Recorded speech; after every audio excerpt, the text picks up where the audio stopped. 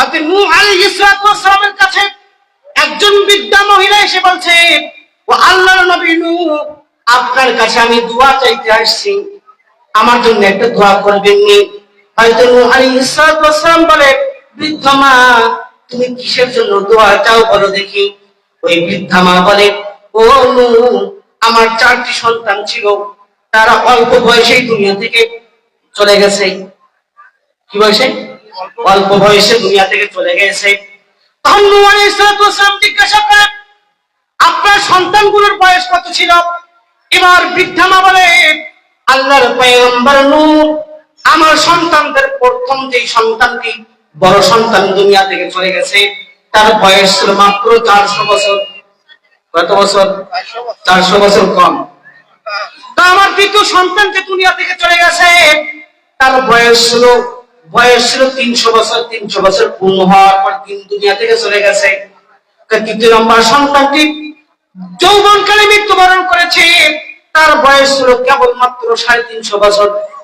আমার যেই ছোট সন্তান কিছুদিন পূর্বে দুনিয়া থেকে চলে গেল, তার বয়স ছিল 200 বছর। কত বছর? 200 বছর। আল্লাহর নবী নূহ আলাইহিস সালাম বলে, তোমার সন্তানরা 400 বছর, 300 বছর, 2.5 বছর, 200 বছর বয়স পাইল। এরপরে বলো, তুমি তোমার সন্তানরা কম বয়সে দুনিয়া থেকে চলে গেছে।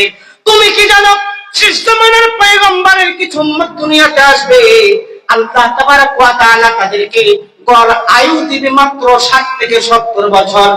কয় বছর? হাদিসের ভাষা 60 ইলা 70, 60 থেকে 70 বছর জিন্দেগি পাবে। এবার ওই বৃদ্ধা মহিলা নূহ আলাইহিস সালামকে বলছে, ও আল্লাহর পয়গম্বর নূহ, শেষ জামানার ওই পয়গম্বরের উম্মতিরা যে 60 থেকে 70 বছরের জিন্দেগি পাবে, এই জিন্দেগিতে তারা বিয়ে শাদী করবে নি, দোয়া দালান কোঠা বানাবে নি।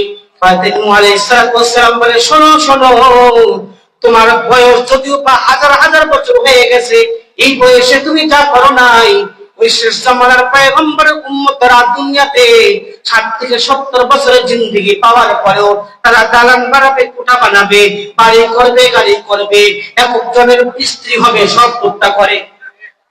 আছে না? বিবাহের মধ্যে আসছে একজন একসাথে 7টা বিবাহ করছে। কয়টা বিবাহ? 14টা বিবাহ পর্যন্ত আসে বিবাহের মধ্যে। তো এরা শেষ জামানায় পাওয়ার পরেও 60 থেকে 70 বছরের জিন্দেগি পাবে, এরপরেও তাদের টাকা পয়সার অভাব থাকবে না, দালান কোঠা থাকবে, বাড়ি গাড়ি থাকবে।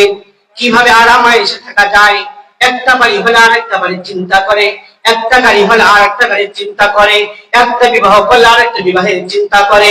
এবার নূহ আলাইহিস সালাম ওই বৃদ্ধা মাকে জিজ্ঞাসা করে, ও বৃদ্ধা মা, তুমি যদি ওই শেষ জামানার পয়গম্বরের উম্মত হিসাবে দুনিয়াতে আসতে আর 60 থেকে 70 বছরের জিন্দেগি পাইতে, তাহলে তুমি কি করতে?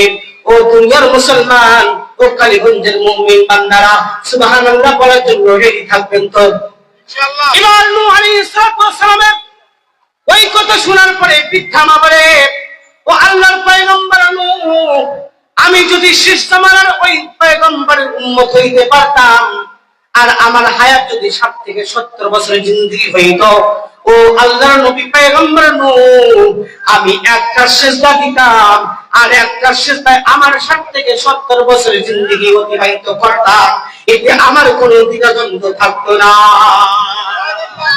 আরো জোরে বলেন না সুবহানাল্লাহ। তাই 60 বছরের জিন্দেগি, 70 বছরের জিন্দেগি, এটাতে একটা সিজদা দিয়ে শেষ করা যায়।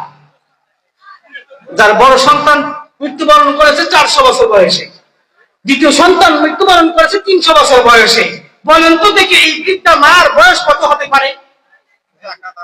হ্যাঁ, কত হতে পারে অনুমান করা যায়? এই দেখেন, এই বৃদ্ধা মহিলা বলছে, যদি আমি শেষ জামানার পয়গম্বরের উম্মত হইতাম, 60 থেকে 70 বছর জিন্দেগি পাইতাম, তাহলে আমি আর ওই দালান বানাইতে যাইতাম না, আমি আর বিবাহ করতে চাইতাম না, আমি ডাইরেক্ট আল্লাহ তাআলার সিজদায় পড়তাম, একাধারে একটা সিজদায় জিন্দেগি কাটাই দিতাম। বলেন